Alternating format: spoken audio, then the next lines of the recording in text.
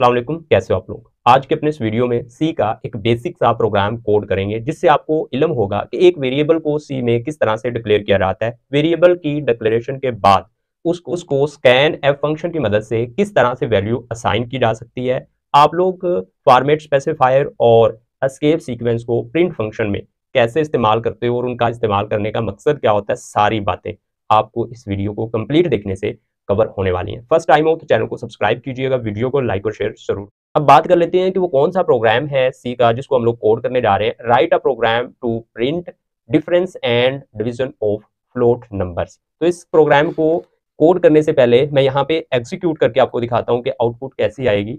Enter to float, पहले ये message display होना है। ये कैसे कर सकते हैं हम लोग सी में, ये वीडियो को कंप्लीट देखने से आपको पता चलेगा। तो यहाँ पे मैं दो फ्लोट जो है एंटर कर देता हूँ। तो 2.5 एक मैंने एंटर कर दिया, 3.5 एंटर कर दिया। तो जैसे ही मैं एंटर करता हूँ यहाँ पे आ जाती है कि फ्लोट, उसके बाद डिफरेंस, यानी इन दोनों नंबर्स के दरमियान फर्क आ जाता है। उसके बाद इनको डिवाइड करके जो जवाब आता है ये हमारा प्रोग्राम दिखाता है। तो ये इस तरह की आउटपुट हमने कैसे डेवलप की है, क्या किया है, सारी चीजें आप लोगों को कोडिंग करके समझाते हैं। अपने सी के प्रोग्राम को कोड करने के लिए हम लोग अपने लैपटॉप में इंस्टॉल कोड ब्लॉक आईडीई पर डबल क्लिक कर देते हैं। तो जैसे ही कोड ब्लॉक आईडीई पर डबल क्लिक करेंगे तो कोड ब्लॉक की आईडी हमको ऐसी ज़ाहिर होनी है। क्रिएट अ न्यू प्रोजेक्ट पर क्लिक कर देते हैं, कंसोल एप्लीकेशन पर क्लिक करके को पे क्लिक कर देता हूँ, नेक्स्ट पे क्लिक कर देता हूँ, सी का प्रोजेक्ट सेलेक्ट करके नेक्स्ट पे क्लिक कर देता हूँ और प्रोजेक्ट का नाम जो है वो यहाँ पे मैं लिख देता हूँ।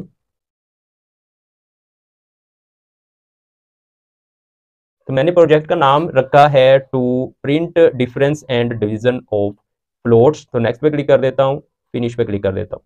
अब हमारा कोड ब्लॉक आईडीई में प्रोजेक्ट क्रिएट हो चुका है जिसका नाम है to print difference and division of floats. आप जो आपको इजी लगे वो नाम अपने प्रोग्राम का रख सकते हो। सोर्स फाइल पे क्लिक करता हूँ, मेन डॉट सी पे क्लिक कर देता हूँ। तो ये वो कोडिंग है जो कोड ब्लॉक आईडीई ने डिफॉल्ट क्रिएट कर दी है। और ये जो स्ट्रक्चर आपको नजर आ रहा है ये सी प्रोग्राम का स्ट्रक्चर है, यानी सी प्रोग्राम की साख है।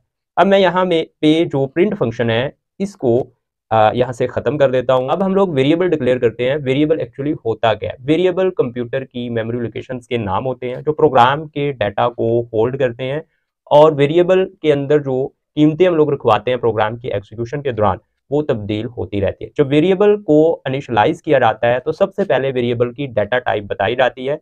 डाटा टाइप इस बात को डिसाइड करती है कि इस वेरिएबल के अंदर जो कि कंप्यूटर की मेमोरी है, जो डाटा स्टोर करना है वो किस किस्म का होगा। हमारे प्रोग्राम में हम लोग अशारिये वाला जो नंबर है वो वेरिएबल में स्टोर करना चाहते हैं। तो इसके लिए हम लोग फ्लोट डाटा टाइप जो है लेंगे, क्योंकि फ्लोट डाटा टाइप जो है सी में वो डेसिमल नंबर को स्टोर करने के लिए इस्तेमाल की जाती है। अब हमने वेरिएबल का नाम रखना है। वेरिएबल का नाम जब रखते हैं तो कुछ असूल है इसके नाम रखने के, उनको जहन में जरूर रखिएगा। वेरिएबल का नाम कभी भी नंबर से शुरू मत कीजिएगा क्योंकि नंबर से शुरू नहीं हो सकता।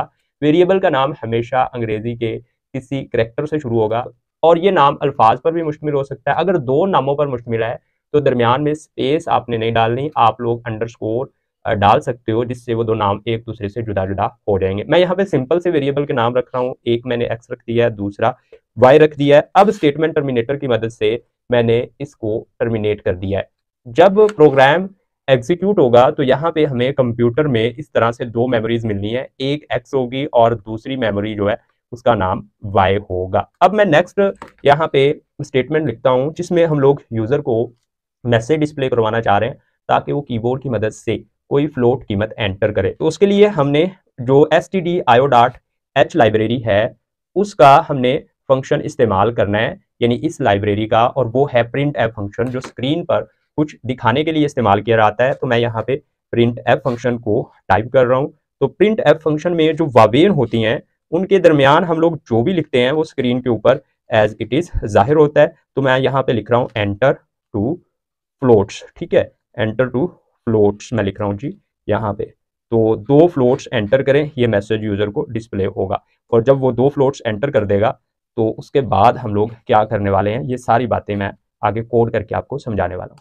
अब जैसे यूजर दो फ्लोट एंटर कर देगा तो स्कैन फंक्शन की मदद से हम लोगों ने उन कीमतों को पढ़ के एक्स और वाई वेरिएबल में रखवाना है। कैसे रखवाएंगे? तो स्कैन फंक्शन इस्तेमाल कर दें जो कि यूजर की एंटर की हुई कीमत को पढ़ने वाला है। अब यहाँ पे हम लोग इसमें भी वावेन डालेंगे और वावेन के अंदर जो है वो फॉर्मेट स्पेसिफायर इस्तेमाल किए जाते हैं।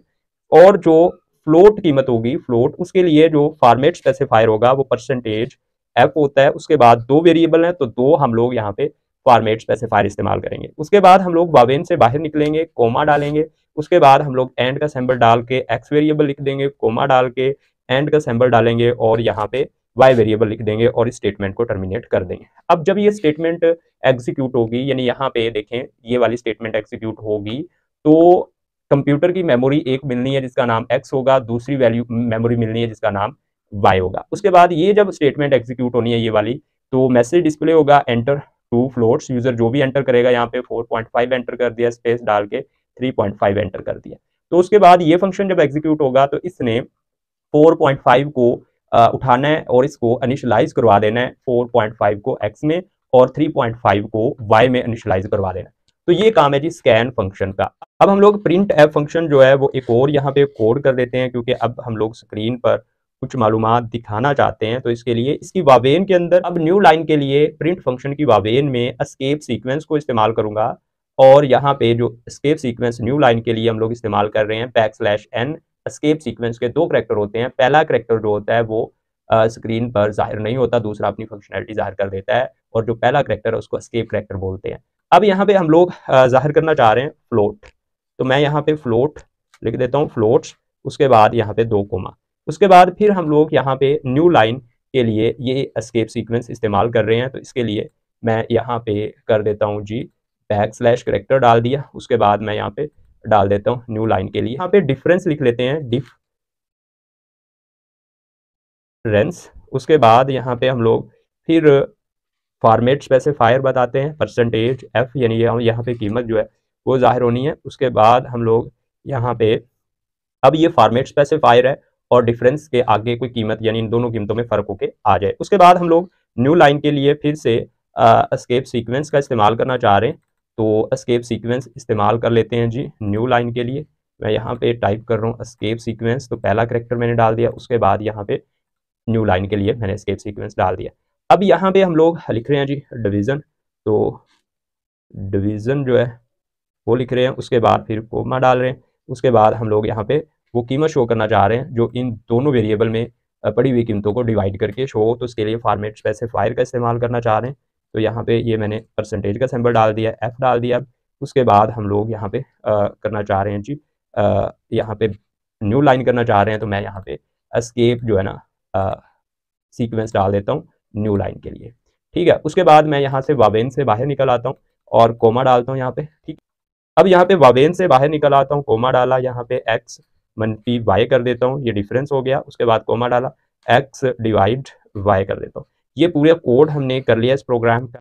तो सबसे पहले देखें ये वाली लाइन एग्जीक्यूट हुई है और दो मेमोरी लोकेशन हमको मिल गई हैं, एक का नाम x है, दूसरे का y है। और उसके बाद ये यहाँ पे ये वाली लाइन एग्जीक्यूट हुई है और यहाँ पे लिखा हुआ है एंटर टू फ्लोट्स, और ये मैसेज देखिए आप लोग स्क्रीन पे आपको जाहिर हो गया। तो आप लोग यहाँ पे इसकी कीमत एंटर करोगे, मैं एक फ्लोट एंटर कर रहा हूँ 2.5 और दूसरा फ्लोट मैं 3.5 एंटर कर रहा हूँ, ठीक है। उसके बाद देखिए एग्जीक्यूट होना है इस वाले फंक्शन ने, यानी स्कैन एफ फंक्शन ने, और इसने जो 2.5 है उसको पढ़ के एक्स वेरिएबल में रखवा देना है और 3.5 को वाई वेरिएबल में रखवा देना है। सही, मैं एंटर दबाता हूँ तो देखिएगा आप लोग के फ्लोट लिखा हुआ है, डिफरेंस लिखा हुआ है और डिवीजन लिखा हुआ है। तो आप लोग यहाँ पे नोट कीजिएगा कि उसके बाद ये वाली लाइन एग्जीक्यूट होती है और यहाँ पे देखें आप लोग एंटर टू फ्लोट और फ्लोट्स के दरमियान ये देखिए आप लोग कितना डिफरेंस है, यानी एक लाइन का जो है ना वो डिफरेंस है एस्केप सीक्वेंस की वजह से है, जो कि हम लोगों ने यहाँ पे ये वाली इस्तेमाल की है, यानी एक लाइन यहाँ पे नीचे चला गया। उसके बाद फ्लोट लिखा हुआ है, फ्लोट के बाद देखें आप लोग, फिर मैं आउटपुट आपको दिखाता हूँ कि यहाँ पे नेक्स्ट लाइन पे चला गया डिफरेंस, और ये जो नेक्स्ट लाइन पे गया है ये इस वाली एस्केप सीक्वेंस की बदौलत गया है, यानी इस वाली एस्केप सीक्वेंस की वजह से गया है। उसके बाद आप लोग देखो यहाँ पे आउटपुट में देखो डिफरेंस के आगे ये वाली कीमत लिखी हुई है और ये वाली कीमत जो है ये देखें इस फॉर्मेट स्पेसिफायर की वजह से यहाँ पे शो हो रही है। उसके बाद आप लोग देखो न्यू लाइन आ जाता है, न्यू लाइन के लिए फिर ये वही हमने यहाँ पे एस्केप सीक्वेंस इस्तेमाल किया है। यहाँ पे जो कीमत डिस्प्ले हो रही है वो वाली फॉर्मेट स्पेसिफायर की वजह से हो रही है। तो ये प्रोसेस है जो कि हम लोग करवा रहे हैं, एक्स वाली कीमत में से वाई वाली कीमत को तफरीक करवा के और यहाँ पे एक्स वाली कीमत को वाई वाली कीमत पर तकसीम करके। तो ये था हमारा एक सिंपल था प्रोग्राम जिससे आपको वेरिएबल की डिक्लेरेशन का पता चला होगा। और सी के प्रोग्राम में जो वेरिएबल है उसको बाद में किस तरह से इनिशियलाइज करवाया जाता है। और प्रिंट एफ फंक्शन में आप लोग किस तरह से एस्केप सीक्वेंस और फॉर्मेट स्पेसिफायर को इस्तेमाल कर सकते हो। फर्स्ट टाइम हो तो चैनल को सब्सक्राइब करके वीडियो को लाइक और शेयर जरूर कर दीजिएगा ताकि नेक्स्ट अपकमिंग वीडियो आपको